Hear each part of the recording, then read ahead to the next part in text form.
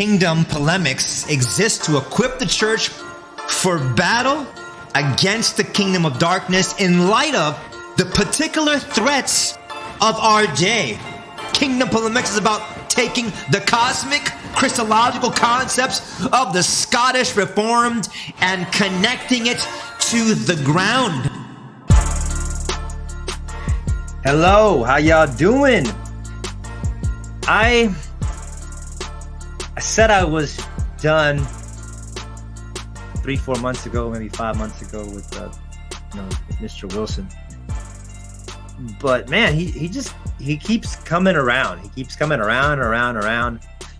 And so, recently, Kevin DeYoung wrote an article on the Moscow mood.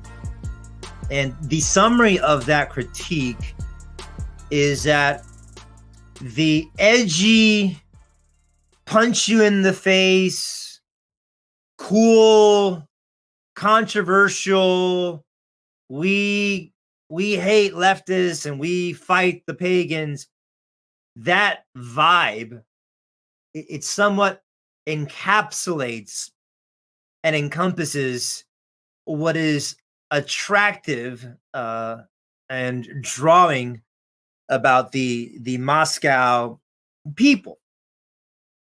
And let me just say that his piece was so nice and kind to Mr. Wilson. And I'm surprised that even people like A.D. Robles and all the people on the internet, I mean, they're just so angry about this article. And I'm like, bro, this is one of the nicest things I've heard. This is very flattering in many ways. Now, obviously, there is some pushback and correction, but I would never write something that kind to a person like Wilson. As a matter of fact, when I have come out in public about Mr. Wilson, it's been in lieu of his false teachings related to his sociology and his FB soup. His also view of sin and the fall and things like that. Though I think the mood is certainly a part of that. I see it as more of a symptom than the deep viral issue. So I find it, bro, it's funny because the Wilson world, they're supposed to be the tough guys and the masculine men and all that. And this piece of critique is, I think, very fair, and people are just going emotional bonkers about it. So Doug responded, and like usual, in my opinion, his responses don't really say anything. It's a bunch of pinstripes and stars and misdirects. So I'm going to interact with the response and give some comments on the response. And hopefully it'll give you another angle to the conversation that would be helpful. So let's go. Let's get it. Crapola as the occasion demands. Here's the video. Come for the mood, stay for the substance. As the header for this section indicates, I'm willing to play with Kevin's point that some people are being attracted by the mood and that doctrinal concerns are not really all that front and center. But this is just a rhetorical playing around because you can't cover everything in a short little header. So I would also want to note that as I have interacted with many of the people who are attracted to Moscow, I find all sorts of variations on the central theme of reasons for coming. Come for the practical teaching, get used to the mood, or come for the grandkids, stay for the post-mill stuff, or come for the community, misunderstand the mood, come for a classical education, stay for the worship, and so on. In other words, I believe that Kevin's thesis is genuinely a small part of what is going on, but is by no means the whole thing. It is accurate as far as it goes, but that is not very far, and there's a lot more going on. The word I hear mentioned in this regard overwhelmingly is community. This is in reference to a blessing. Okay, so basically his first dazzling response is, Kevin saying that people are coming for this vibe, right? It's I've said this to a few people. I feel like the Wilson movement and all of its layers is just another church growth movement, but it just has a different flavor. And he says, yeah, some people come for the move, but then they stay for the worship. Some people come for the post-millennialism, but they stay for the community. And so he says that, listen, yes, this is something that attracts, but it's just one of many things. So it's unfair to say that the vibe, the edgy punch leftist in the face vibe is what encapsulates the movement. It's also other things. Let me say that I do believe that the mood is not an element amongst other elements, but I believe that the mood hangs over all the elements. What I mean by that is when he says people come for the post-mill, but the mood is still entrenched in that. So what is post-mill about? It's about punching the leftists in the face and being edgy and controversial with the leftists. And he says, oh, sometimes people come for the practical and it's not for the mood. Yeah, but the mood of the practical is here are all these practical things to punch leftists in the face. The family thing, the same thing. Here's how you can have a family that, punches and kicks, leftist families and leftism in the face. And same thing with educating. Here's how you can be educated in a way that stomps on and tramples and says, haha, gotcha, to leftist education. The same thing with community.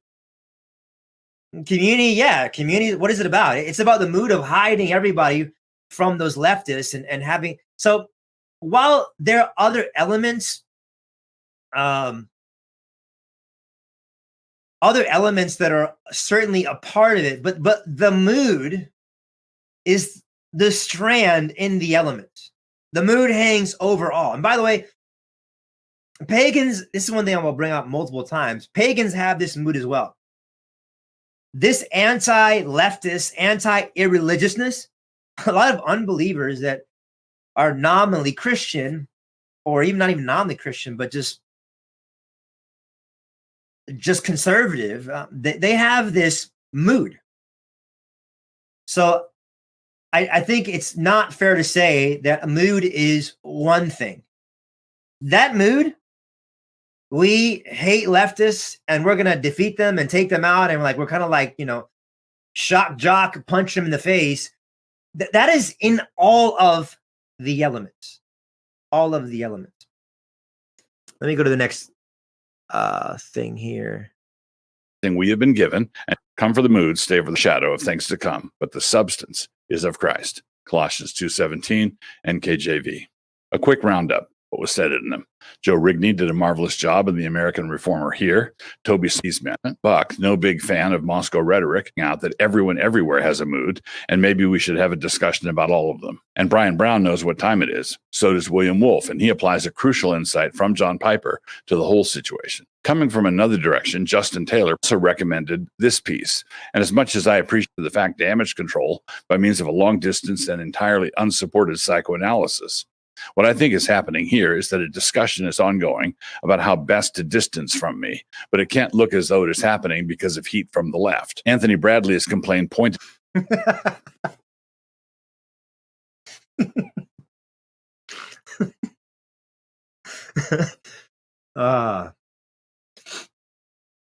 Give me a moment. So I found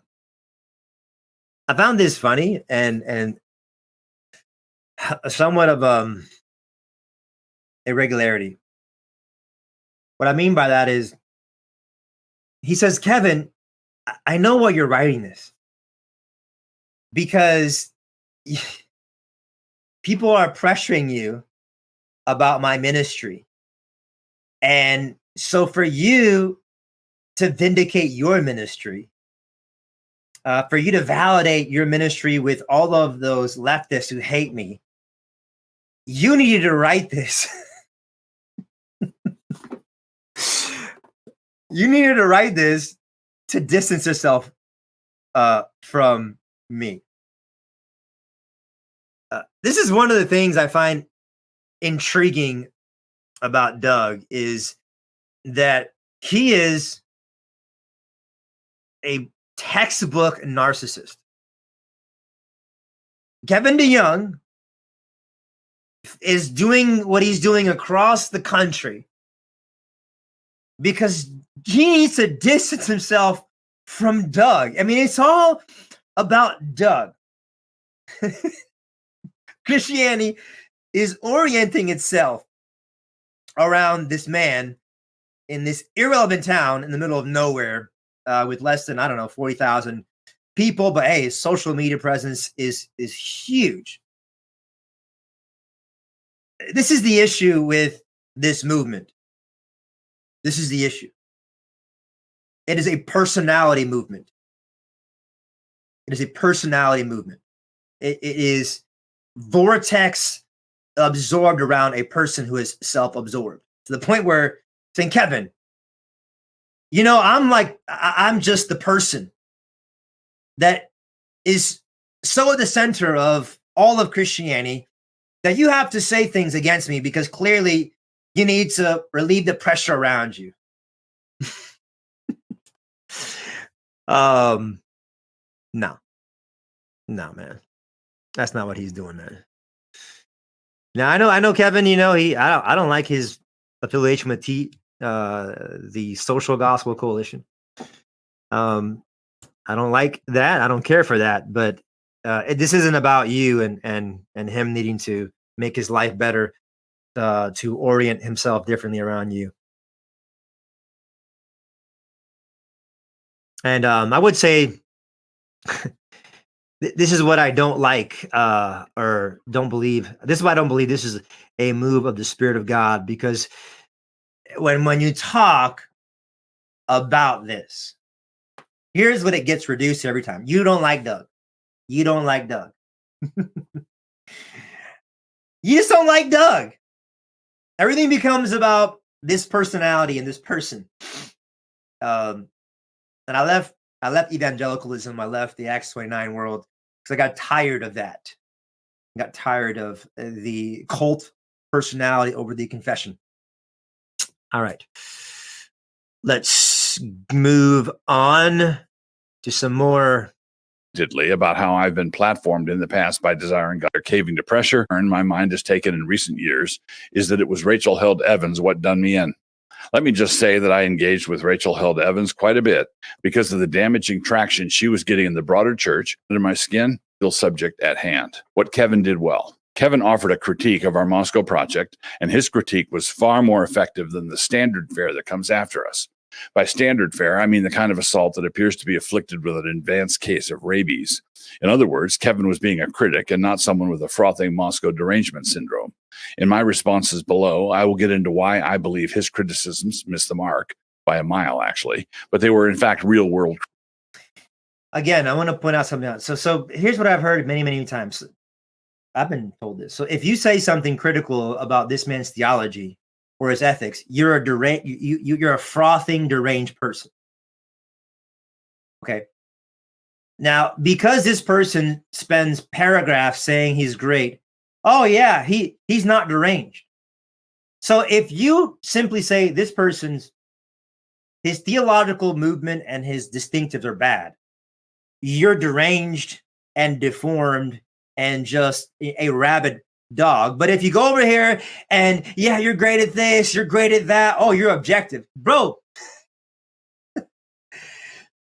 you guys are deranged because you think it's deranged to not go out of your way to say plenty of nice things about you. So if you simply give a strong critique, you're a rabid, deranged person that's frothing at the mouth. No, I don't think so. Let me play a little more. Criticisms and not simply spleen venting. Kevin was obviously trying to be careful, and for this I thank him. The tell that indicated this, and what made his critique more effective than others I can mention, was the fact that Kevin was willing to give credit where credit was due. He was not attacking us for being sociopaths or orcs or Klingons or pedophile apologists. He recognized that there's something genuinely attractive about what we are doing, and that it is attractive to reasonable Christians. At the same time, he believes there's a kink in our hose somewhere, and he clearly wanted to warn these reasonable Christians about that. This was on the basis of his belief that something is seriously wrong down underneath all the good stuff. But he does see and was willing to talk about the good stuff. Quote, I know a lot of good Christians who have been helped by Wilson. Wilson is to be commended for establishing an ecosystem of, deserves credit for being unafraid to take unpopular positions. He offers the world and the church an angular, muscular, forthright Christianity in an age of compromise and defection. On top of that, Wilson has a family that loves him and loves Christ. The cultural aesthetic and political posture that Wilson so skillfully embodies. KDY, the article in question. TAIQ. And now, because November's over, I hasten to qualify. I'm not saying that Kevin is to be treated as a quality critic simply. Okay, this is where I believe Kevin's critique is severely weak, because he says, basically, he's, man, this is a godly man with much godliness in his life. But he's crude and immoral and carnal in the way he presents himself and the way he speaks. Out of the abundance of the heart, the mouth speaks. By your fruits, you shall know them. So you can't say, DeYoung, that he is a crude man publicly, but elsewhere he is a virtuous man. You will know them by their fruits. If you are calling this man out for his vulgarity that he justifies ridiculously with proof texting the prophets, if there is a crudeness that is being produced, then you can't then say, well, the guy's, he's a real godly guy, godly whatever. And simply because there's godly people around you doesn't mean that it's because of you. I know people that have had horrible parents and their kids are godly, or neutral and somewhat indifferent parents to Christianity. So yeah, the idea that you're going to he kind of got you there, I would say, Kevin. But yeah, you're gonna commend my virtue, then say I'm not virtuous. I wouldn't do that. I believe that your vulgarity and you're talking about female body parts and writing, these fictional novels about sex stuff and whatever. I think that it's because you are a crude man everywhere. You will know them by their fruits. And also, I think that the idea that Kevin says, well, he's helped many good Christians. I'm sure he has. I know of some of them. But so what? So what? Tim Keller, a man who is in glory with the Lord, he's helped many people in many ways. But overall, his ministry, comprehensively, I believe, was a detriment to the visible church.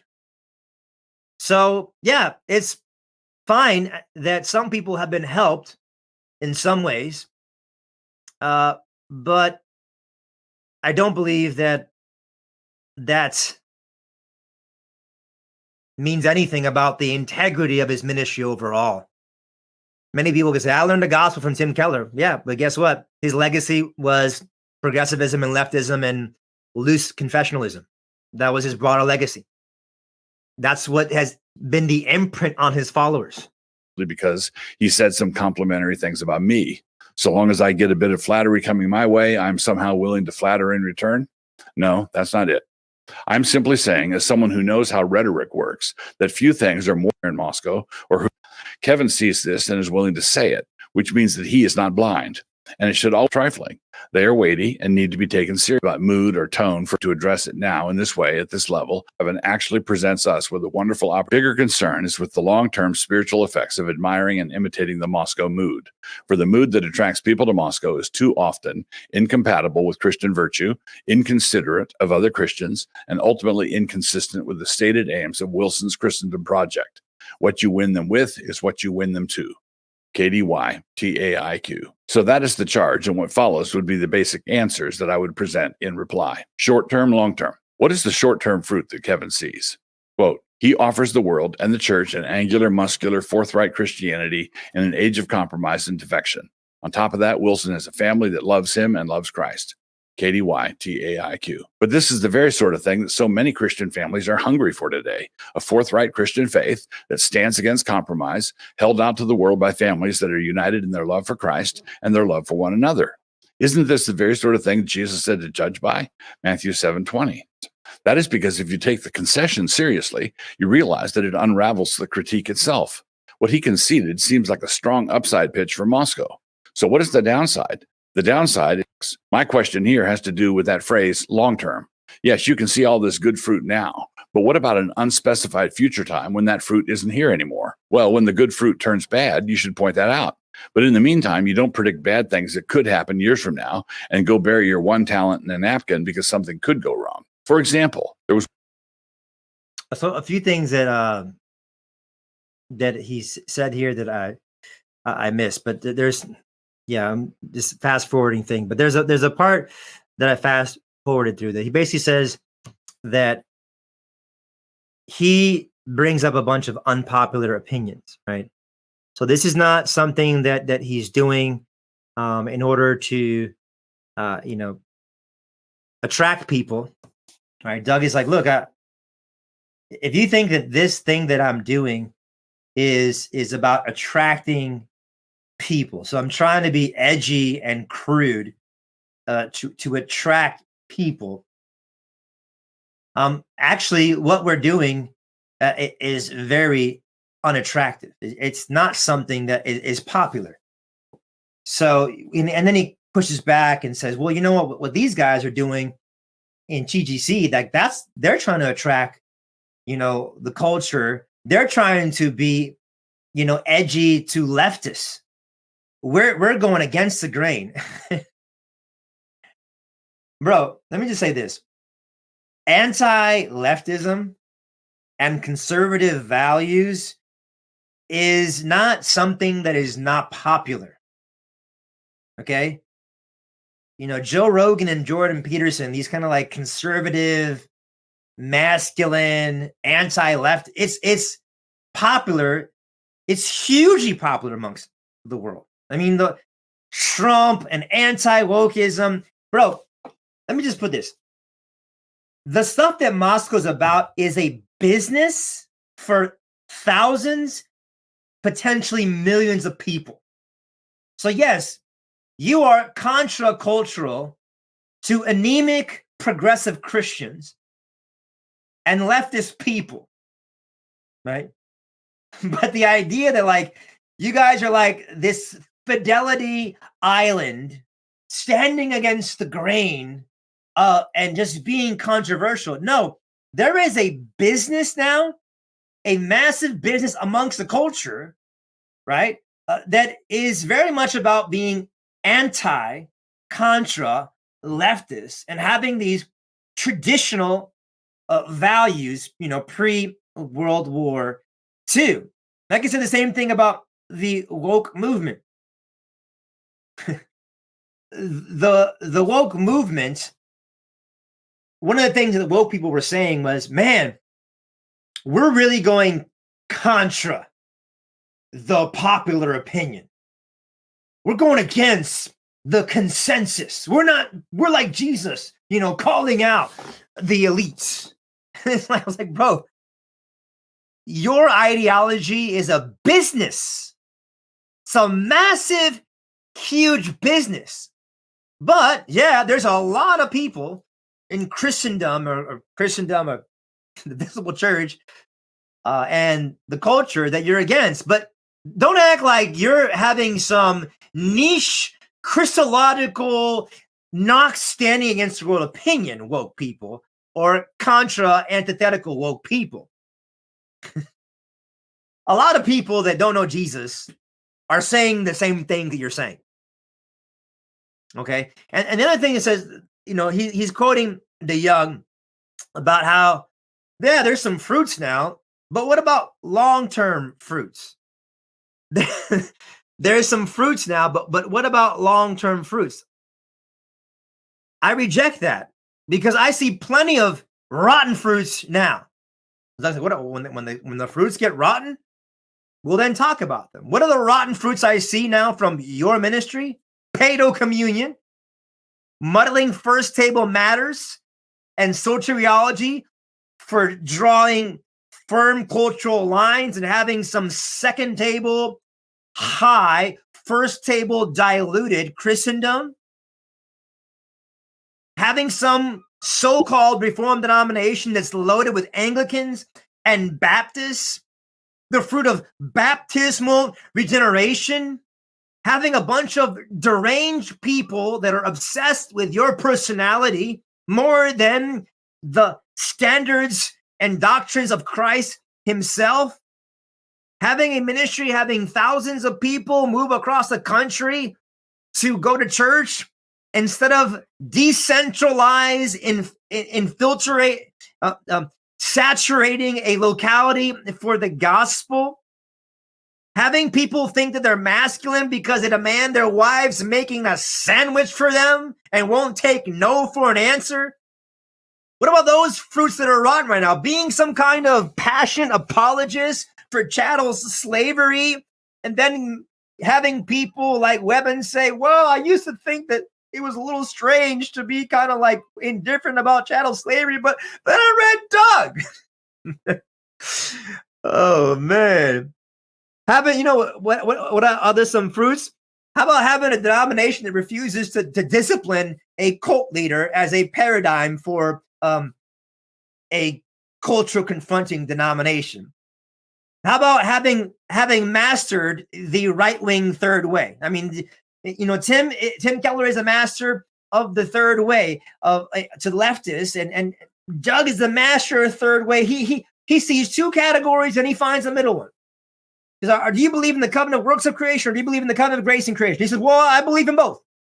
Do you believe in the visible church or in the invisible church? He says, well, I don't really see it that way or the other way. I don't see those categories, but I think of, the eschatological church or the historical church, right? He's given us the master of speaking in the middle without taking a definitive side on essentials of Reformed. So justification is justification by works or through faith. And he says, well, it's kind of through covenant faithfulness. Yeah, your ministry is indeed bearing bad fruits. It is bearing bad fruits, and it will bear bad fruits. And you are after the world's respect. It's just a different segment of the world. You're a market to the carnal Christian, the cultish Christian, the popish Christian world. So you got all the papal popish people, with their clerical robes and their long crosses, that are in your denomination. The insecure man that is a bogus macho man, that is the attraction. The little boy who never grew up and now wants to thump his chest with Wilson rhetoric. That's what the attraction is. People that are too lazy to actually know the Reformed faith, but want to brand themselves as Reformed under the veneer of superficial soteriology Wilsonism. That's the attraction. What's the attraction of Moscow? What is the so-called contra-cultural attraction? A bunch of people that are legalistic as who knows what and have all of these extra biblical standards to the utter detail upon detail about the exact things that everybody's allowed to say at a dinner table. Yeah.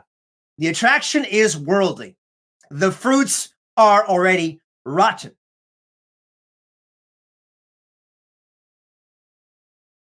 But I'm just deranged. What do I know? I'm just deranged. I just hate somebody for just, I'm just jealous. I'm effeminate. You know, this is what it's about. Okay. All right. Let me drink some effeminate water. I'll keep going. There was once a time when the Gospel Coalition produced a lot more good fruit than they do now, but that was before they fell in love with Taylor Swift. Times change, and so should the criticism. Well, and if a time comes when I'm no longer loves me, much of the appeal of Moscow is an appeal to what is worldly in us. KDY, TAIQ. I got ahead of myself, and that's what I was addressing previously.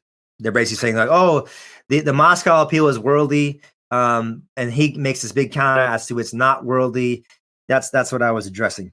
You can check it out in the article or in the video.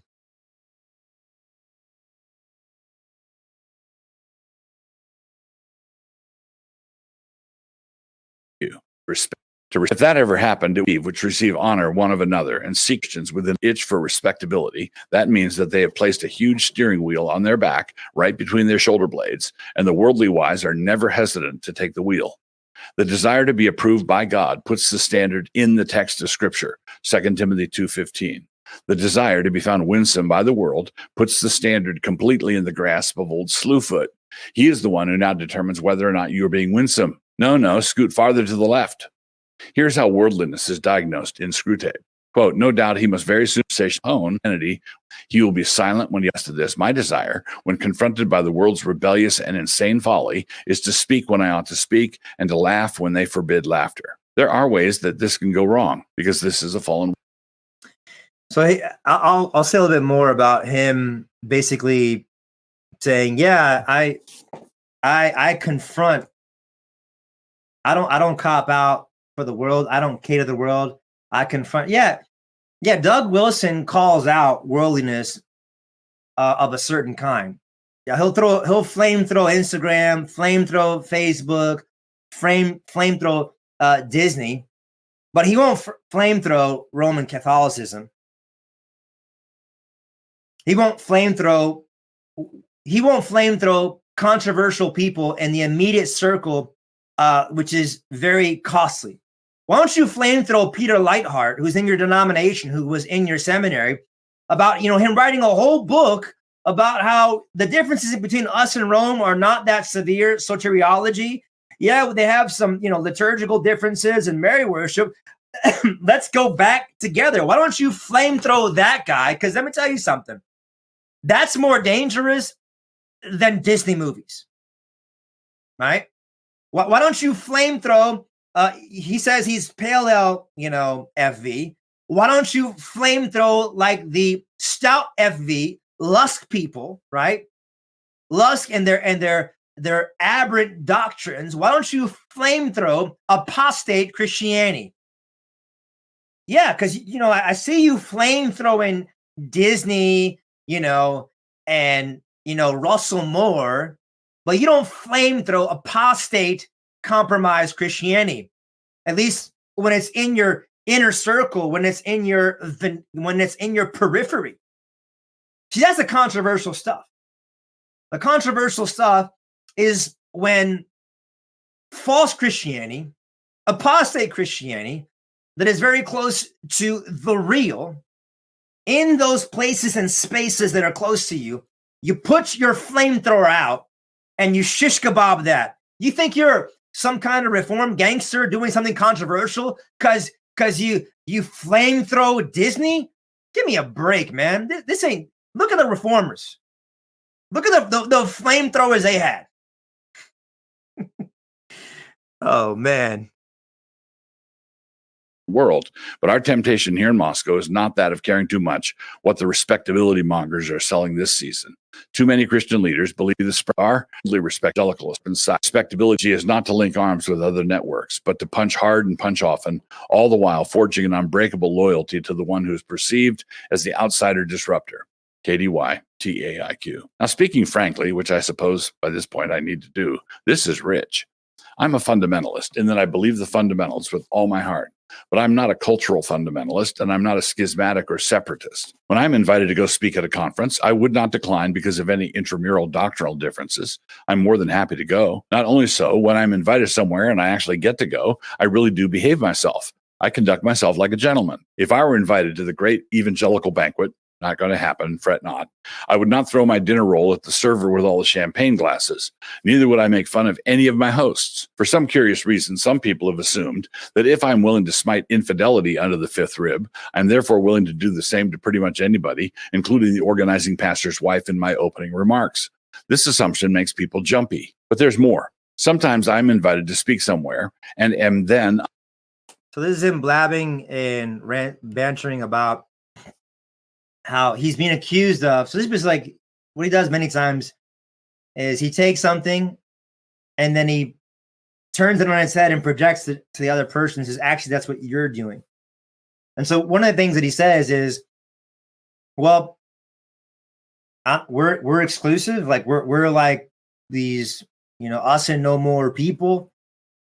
No, that's not us. That's not us. You guys, the people on your side of the aisle are the ones that are more exclusive, and we're more ecumenical. Yeah, because all good false teachers have to go out of their way to be ecumenical.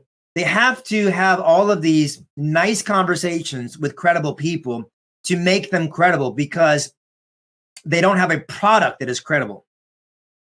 I see this time and time again, right? People with bad theology or heretical theology or something in between, they're very open to having all these debates with all these solid people, right? All these godly people. And their openness to have these discussions and do things together is nothing less than a con ploy to convince you that this is an intramural conversation with two brothers in Christ that are simply just ironing out the details. So I understand why you are very much ecumenical and you want people like DeYoung to sit down and have conversations with you, because that is a means by which you convince people that there is some theological integrity that you don't have. Okay? And, this is the same thing that N.T. Wright was doing. There's nothing commendable about your ecumenism. And we also know that your movement is about joining all of people, right?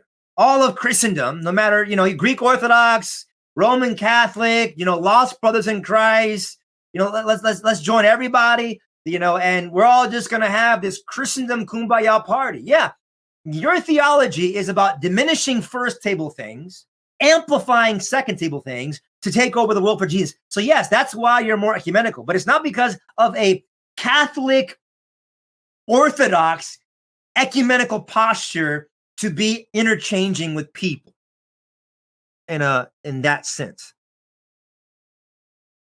Uninvited after the ecumenical thumbscrews are applied to the organizers behind the scenes. Then I don't get to go. Yes, that happens. It has happened quite a bit, actually. And when we invite a speaker to come here to Moscow and they accept, if they're anywhere in the big EVA orbit, we don't count on it until after they get the treatment. This is because it is quite possible they will withdraw after agreeing to come, the way Karen Swallow Pryor did. We have invited multiple people from all over the Reformed evangelical world, and most of them have married a wife and have bought them 5 yoke of oxen. Luke 14, 19, and 20. In this vein, Kevin complained about the jab I took at the ERLC and G3. Quote, he takes a swipe at the Ethics and Religious Liberty Commission and at the G3 conference. Both are conservative Baptist groups, we might add, that would be on the same side as Wilson in almost every important cultural battle. KDY TAIQ. With regard to the ERLC, this is simply not true. The increasingly progressive tilt of the ERLC has been a matter of public controversy in the Southern Baptist Convention, and the fact that Kevin is not aware of how far left they have drifted on a number of issues is itself an indicator of how bad the situation has gotten. G3 really is a conservative group, a standoffish one. CrossPolitic was invited to participate in a G3 while there. I would have been happy and should admonish G3, cultural battle. See if that works. Look, we know we were there. And please know, but then for Kevin to come out and say that we are the ones being fastidious about who we associate with, well now, okay, that doesn't hurt my feelings either. But it probably ought to have. Kevin really ought to know how willing we are to link arms with people who are outside our native orbit. We have certainly invited him to come work with us enough times. Kevin does good work and we support it. I've appreciated reading his stuff. We would believe to be badly compromised. Here's pressure from them. Just a thought, balance in writing. Kevin believes that I'm capable of writing stuff that is good and wholesome and balanced, but that for some reason I just don't want to. He points to what he considers to be the comparatively rare instances where I let my abilities in this line show, as in my kind comments after the death of Rachel Held Evans. Kevin wonders why I couldn't do more of that kind of thing. Now here's a novel criticism, someone wanting me to write more stuff. I tell people that I write for the same reason that dogs bark, and usually barking dogs are not encouraged to step it up a bit. Kevin wonders where he could find a, quote, month of posts on the loveliness of Christ, or the power of prayer, or the finer points of Reformed soteriology, or the wonders of the cross. All right, so here's what I wanted to focus in on. And by the way, all that ranting about how, you know, we're not like elitist like G3 and the ELRC and whatever, like other people are like the truly elite people. We're the ecumenical, not better than other people, come and hang out, bro.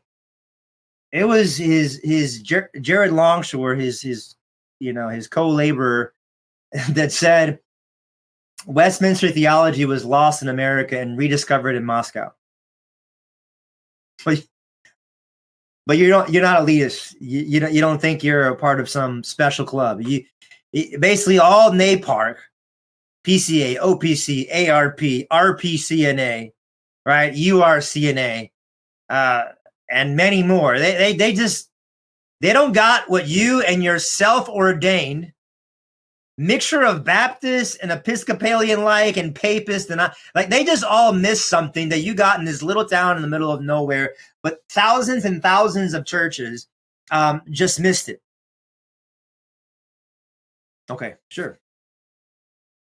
But let's focus right here. Or the total trustworthiness of the Bible, or soteriology, or the holiness of God, or the glorious intricacies of Trinitarian theology. KDY TAIQ. A bit later, he had even more suggestions for my to-do pile. Quote, Wilson's online persona is not about introducing Reformed creeds and confessions, or about explaining the books of the Bible, or about global mission to the uttermost parts of the earth, or about liturgy, preaching, prayer, and the ordinary means of grace. I'm sure Wilson cares about all those things, ... KDY TAIQ. Yes, I do care about all those things, but I do more than just care about them. I've written a book on about 3/4 of them. And I really do hate to talk like this, but you have driven me to it, man. 2 Corinthians 11:16. I believe that with just the books that come off the top of my head, I can put this concern to bed pretty quickly. The power of prayer, the finer points of Reformed soteriology, the wonders of the cross, the total trustworthiness of the Bible, soteriology, introducing Reformed creeds and confessions, explaining the books of the Bible, global mission to the uttermost parts of the earth, liturgy, and the glorious intricacies of Trinitarian theology. For this last one, I wrote the draft. And on those remaining... So this is interesting. So DeYoung is like, how come you guys are always known about all of these cultural things? Like, what's the deal with the notoriety? Why not be known for like devotion to Christ and other matters of doctrine? And then he shows all these books that he's written that touch on theology, as if that actually answers the fact that, look, just because let's say Wilson wrote a book about Reformed theology. Well, let's say he wrote a book about the cross. Well, which I would deny that. But now, year after year, month after month, conversation after conversation, those things are not intertwined in any of his conversation. No biblical theologian that is legitimate will tell you that I wrote a book about something, go read it. And that justifies why all of my talk is about etiquette at the dinner table, men being men and women being women. I wrote a book about it. What are you talking about? Paul's theology in every single setting, in every conversation, was radiating around the epicenter of doxology, Christology, pneumatology, the story of, like, Paul never would tell you, hey, you know what? That whole exaltation of Jesus thing, ascension of Christ thing.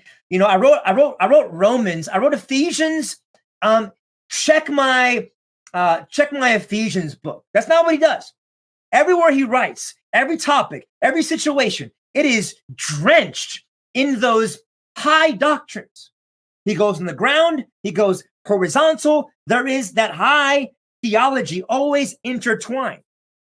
So the fact I wrote a book about something that is very vacant and out of my conversations, right? I had tons of conversations about social things, family things, with no rich Christology intertwined. That's not an answer. And number two, the books that you have written theologically are garbage. Your book, Reform Is Not Enough, it said Judas was a Christian, right? And said things. Let me see if I could find the wonderful statement. Here's what he writes in his books on Reformed theology. I want to begin by saying that when we first start talking about the objectivity of the covenant and it starts to sink in what we're saying, you mean that you're saying that a lesbian Eskimo bishop lady is a Christian? She's not a Buddhist. She's not a Muslim. Yes, in a New Testament sense, she is a New Testament Christian. Doug Wilson, 45 in the Kindle. In that same book, he says, Judas was a Christian. Yeah, we've read your books that say that Calvin, taught baptismal regeneration and that the divines taught baptismal regeneration, right? We've read your theology books where your heretical, eternal, functional subordination is propagated. Your theological books that you wrote about, not only they're not a part of your regular lingo entrenching all of your ethical conversations, but those books are bad theological books. Your view of redemption and the cross is bad because you believe that people that Christ atoned for have temporary grace, temporary forgiveness, temporary union with Christ in the cross that is provisional and contingent upon the whole life of your covenant faithfulness, then being the grounds of your view of the cross is garbage. Your view of the Trinity is garbage. Your view of salvation doctrines is garbage. And you stopped talking about them because when you were talking about them, a whole bunch of people like me called you out. And now you just say, well, I wrote something about it. Yeah, you did write something about it. And it was garbage. It was garbage. Awful. And by the way, let me just say this. Nobody, I say nobody, that's not fair to say. Let me be fair. I don't meet people that say, I'm coming to Wilson because, man, he gave me a high view of Christ. I come to him because, you know what? God's triune glory and the Father, Son, and Spirit, right, was made clear to me. I don't hear that. The gist of what I hear is he is contra-cultural. I'm contra-cultural. I don't even know what he believes about half the things that Reformed people believe. But man, guy's got some stuff to say about wokeism. Topics where there isn't at this point about 20 years, but as a dispute and editorial is that people would get to the evening being harangued to have been more concerned about picking all the bacon bits out of the salad is simply risible. What is a word like risible? But for multiple books on children, multiple books on critiquing a movement, not to acknowledge it for the sake of scoring a cheap point. And if that is the case, then his critique is disingenuous. Our tagline, our motto is all of Christ for all of life. It is not all snark for all of life. But if Christ is Lord of all, and he is, yeah, all of Christ for all of life, not all of snark for all of life. Are you serious? So this reminds me of like the mega church seeker-sensitive church, their answer to accusations about their less than biblical integrity is, oh yeah, God, God's glorify God, exalt Christ, change people. Oh, look, here you go. Who cares about your tagline that doesn't actually, you should have your tagline to represent who you are, but no one does that. Nobody says, you know what?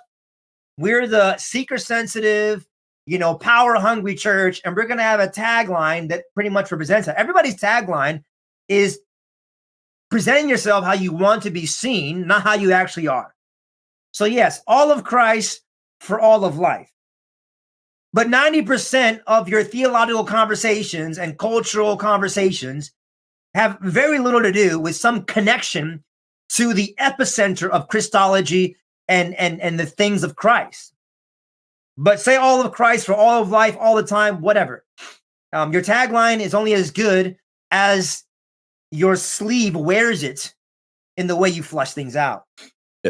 Then he is the Lord of sarcasm. To acknowledge this is to submit to the Bible and to the proportion, a very short section. The next section is going to deal with Kevin's objection to my language at certain points. But before getting to that, I think that a few distinctions are necessary beforehand.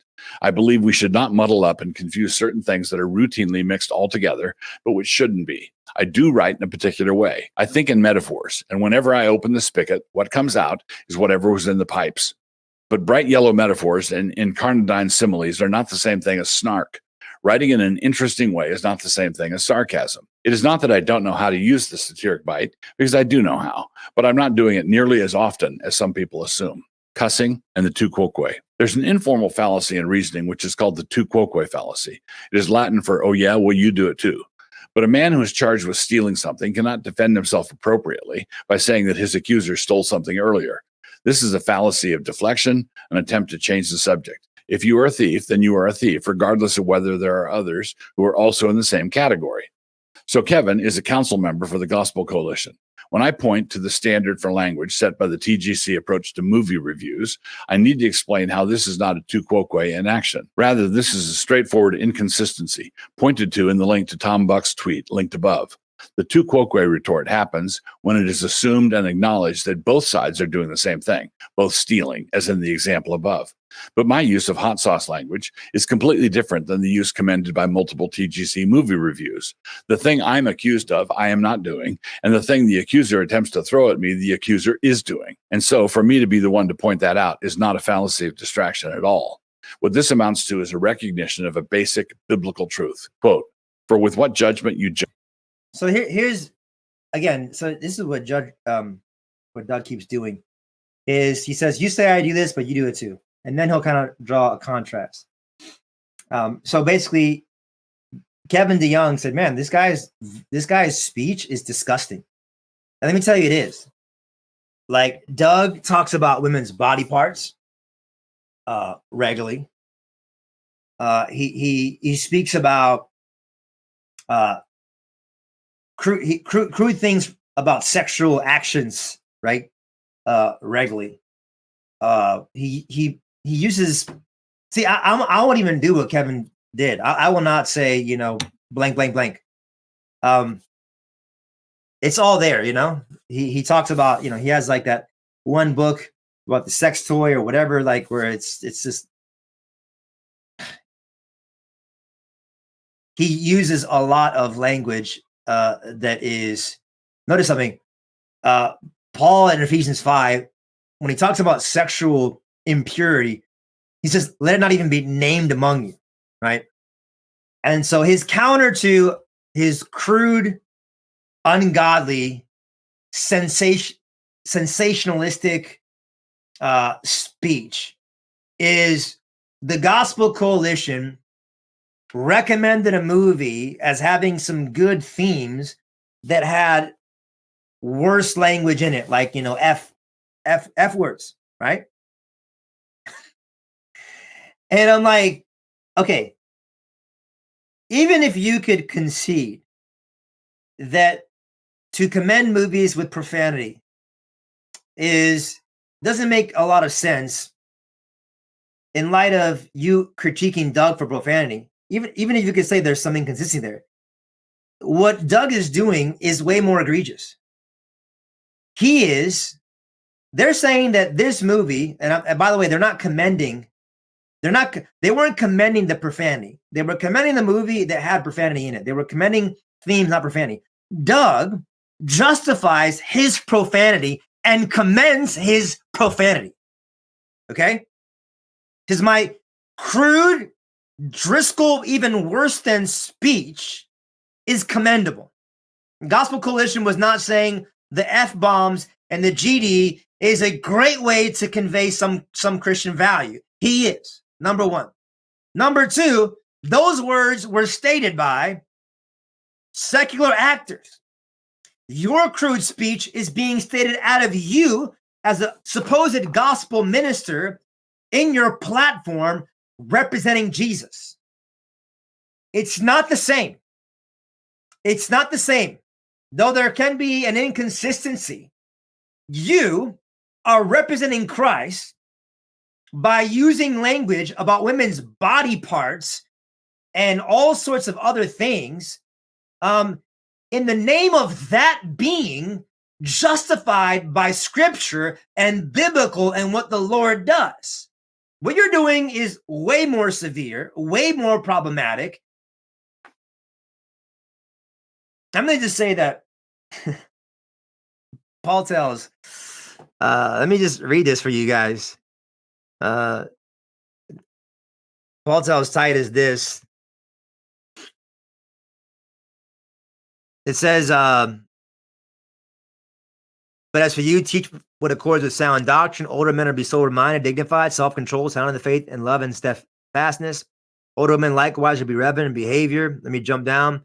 Show yourself in all respects to be a model of good works, and your teaching show integrity, dignity, and sound speech that cannot be condemned.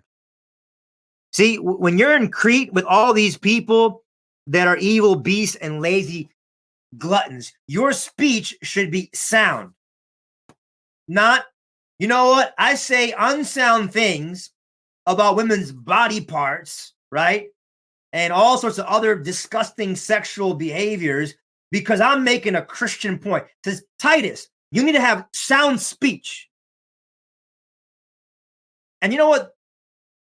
You know what this is, bro? This is the pragmatic, seeker-friendly church reversed and played differently, right? Why do you talk that way? Why do you think it's okay to worship that way and broadcast Jesus that way? Why do you, talk in these kind of cultural lingo terms? Well, because we're doing this to reach people for Christ. We're doing it for a good reason. So here comes the, Moscow person talking in a way that is disgusting, right? It's disgusting. An old man talking that way is beyond disgusting, right? And somebody corrects it. And they say, well, I'm doing this to achieve a God-centered purpose. The way you achieve God-centered things needs to be godly. And God saying Israel is like a prostitute.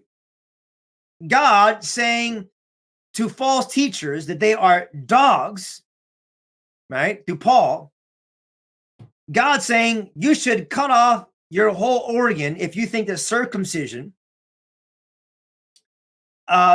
justifies you,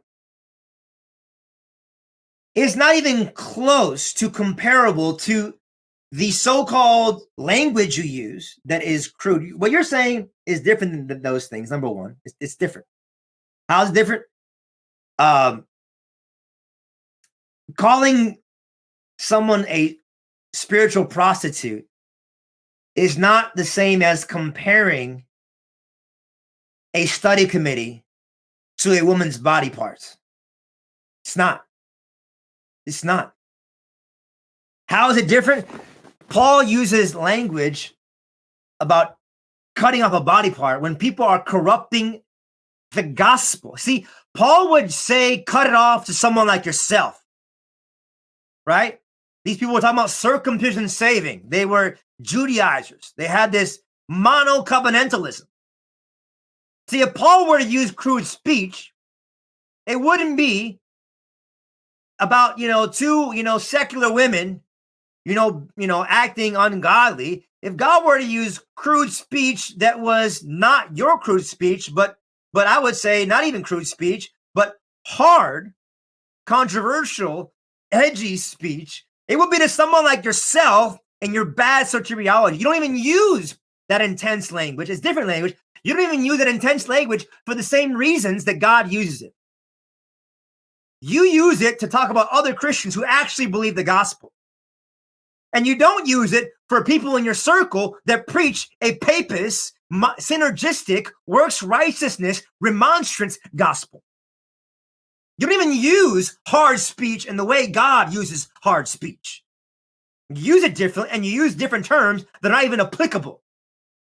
And by the way, you with your gray hair are saying the same thing that juvenile, skull shirt wearing Driscoll was saying in his juvenile post-adolescent nonsense. But you got gray hair and you're old.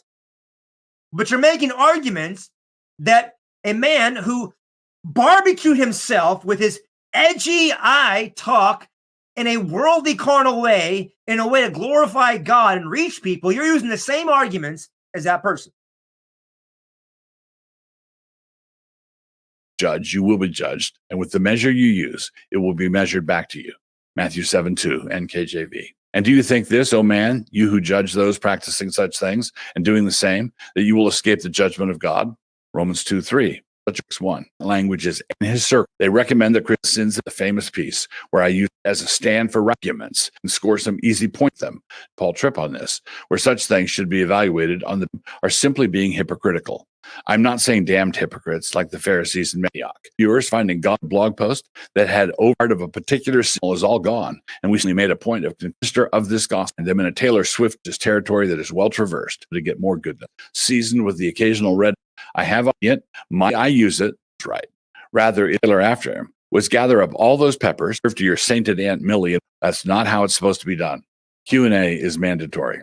Right near the beginning of Kevin's article, he said this, quote, I'm not looking to get into a long, drawn-out debate with Wilson or his followers. KDY, TAIQ. I'm sorry that I need to explain this, but that is not how this works. You don't get to launch a critique like this one, designed to make a lot of good-hearted people think twice about their attraction to the Moscow mood, and then with a flourish refuse to take questions or to be too busy for replies. You can't launch an attack and then call for a ceasefire. This is particularly the case when your critique failed as a knockout blow. If there were no possible answers, and we defenders of the Moscow mood were all— You want to know why someone like Kevin DeYoung wrote an article that was pretty long and said that's pretty much all I got time for? Here, let me speculate some here. You're not worth more of his time. Kevin DeYoung has been doing gospel ministry with integrity for a long time. Okay. He's a mature man with bad ties to TGC. He doesn't have time, excess time. Now he gave you some time to spend with people like yourself. That's why. You're not worth his time.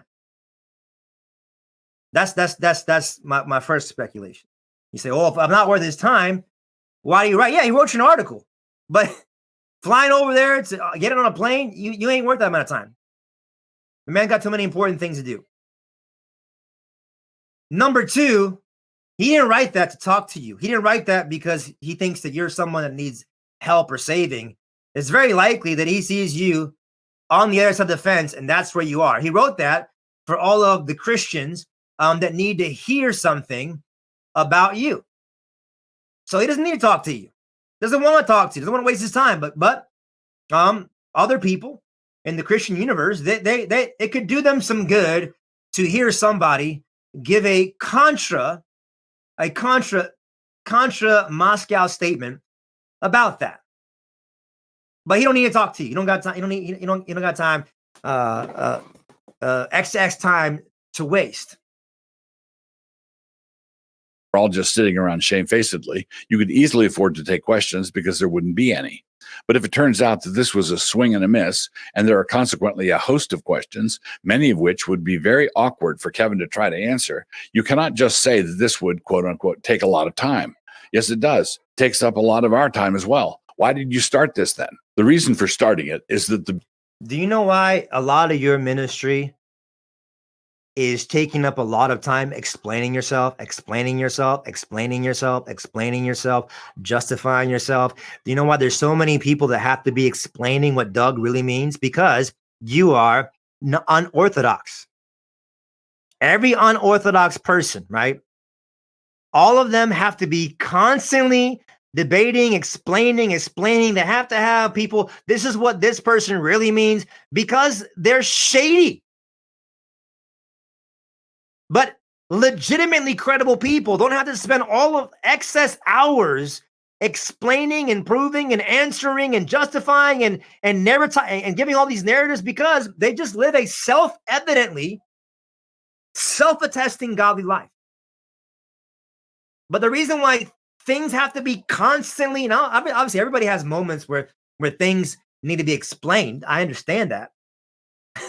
But you always got to explain yourself because you're always doing something controversial in an ungodly and questionable way. That's why.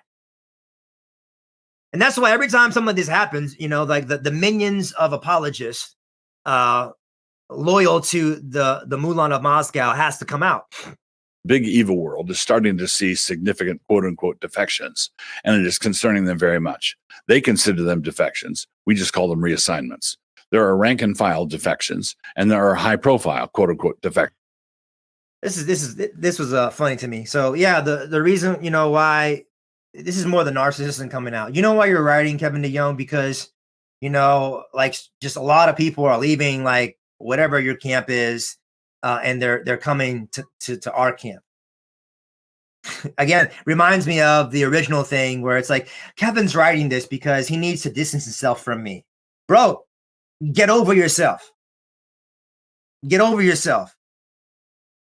Kevin's church is not losing people to CREC churches in some significant way.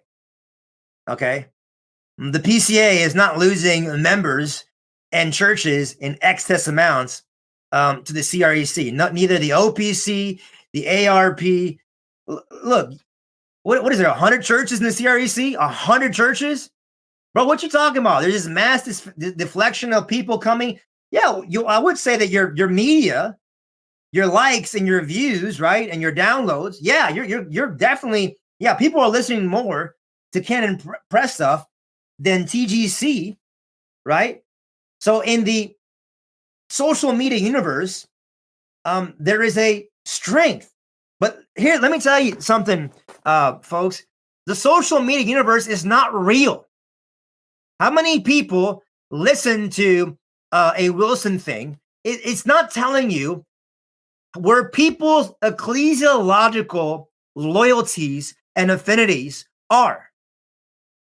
Because this is a reality. The CREC Moscow movement is not some movement that is just seeing mass amount of people leaving, other churches.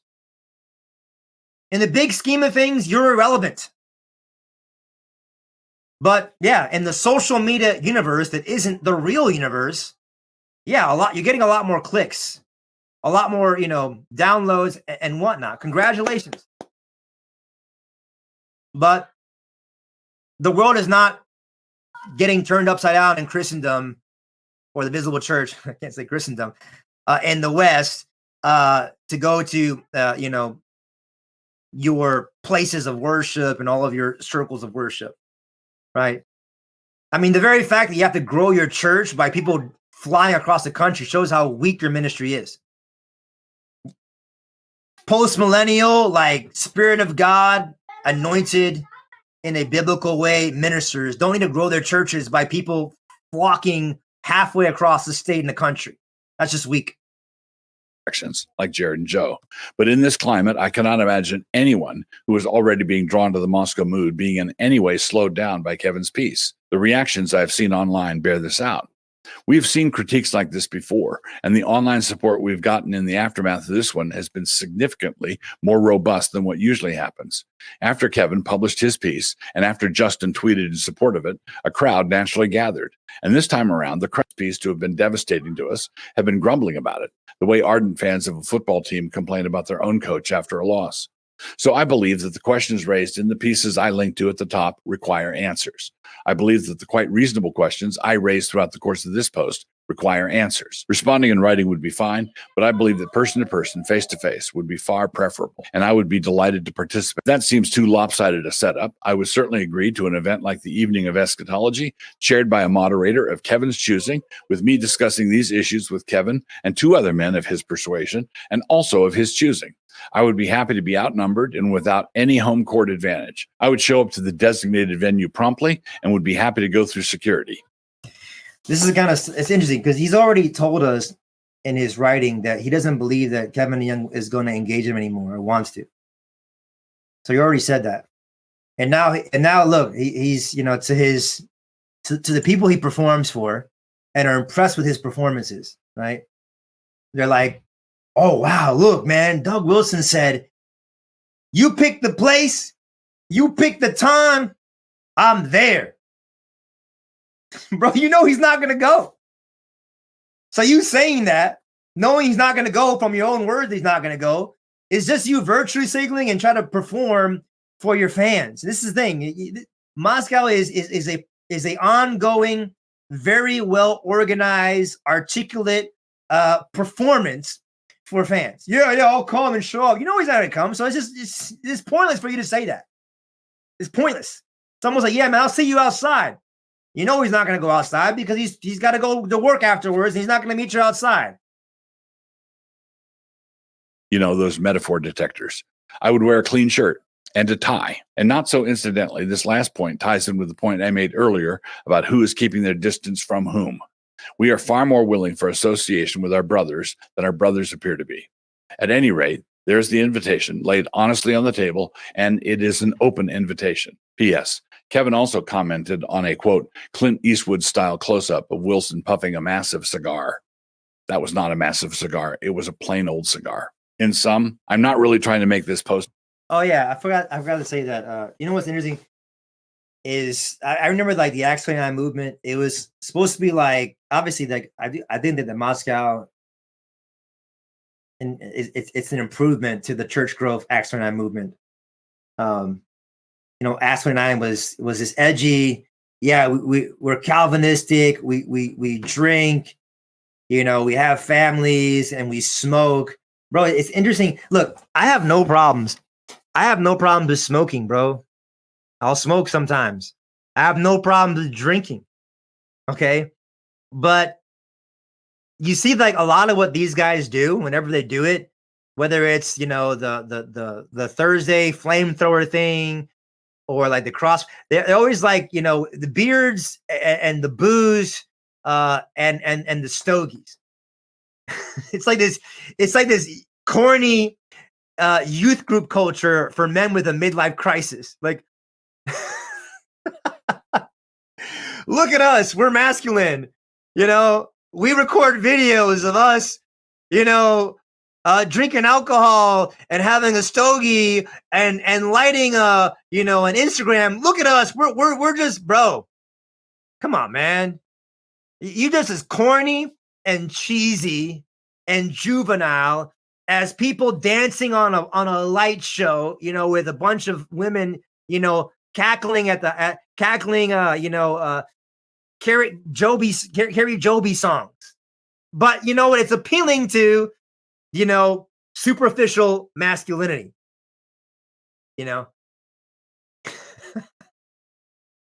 bro, man. My wife, when I had my moments where I did that kind of stuff, where I was like, on Instagram with a cigar, my wife is like, what are you doing, bro? You a grown man with kids over here. Look at me smoking a cigar. And she was right. You get a whole movement of that goofball kind of like superficial, external, like bravado, Any longer. This last section simply contains the major points of my response in summary, one sentence for each major section. Kevin worked hard to be even-handed, but he was so even-handed that he diluted the force of his subsequent critique. Worldliness is a hunger for respectability, which is far more in evidence in Kevin's circles than in mine. To be isolated, shunned, and avoided is not the same thing as being a loner by choice. The people aligned with our movement are the people who appreciate the full breadth of what the movement represents. The people who focus on what they have dubbed my inflammatory online persona are the ones who are exhibiting tunnel vision. Colorful writing is not the same thing as cussing.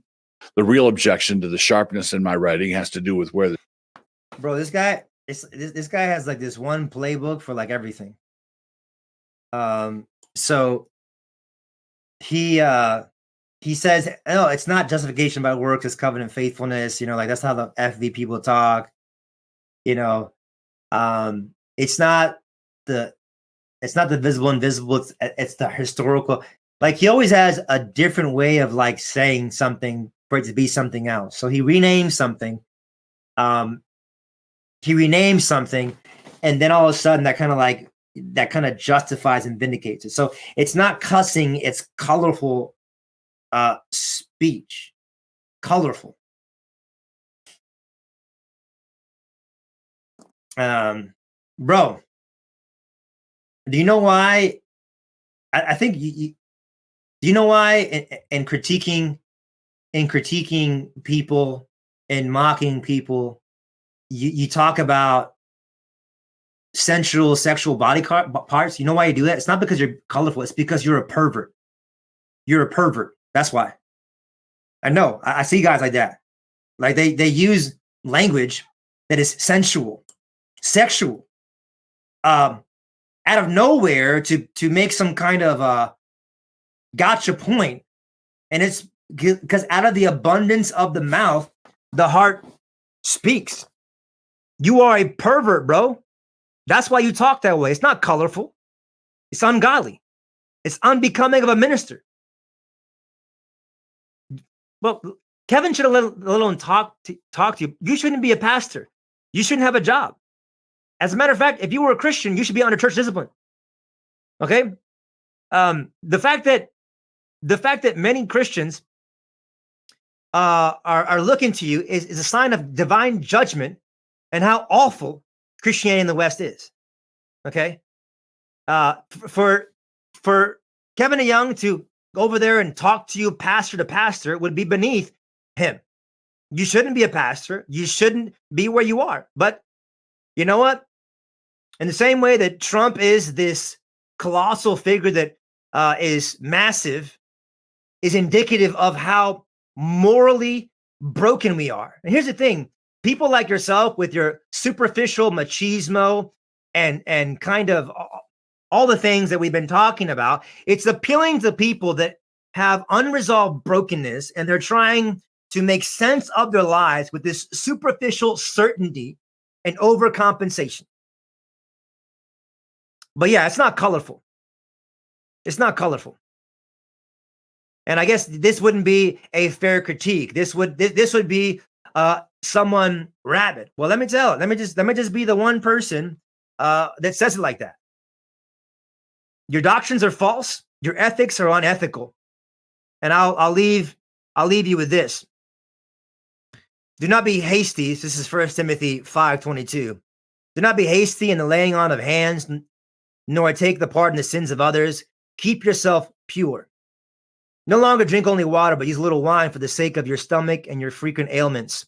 The sins of some people are conspicuous, going before them the judgment, but the sins of others appear later. So also good works are conspicuous, and even those that are not cannot remain hidden. Just give it time. Give it time. Those rotten fruits are going to grow. And by the way, let me just say this to anyone who's hearing this.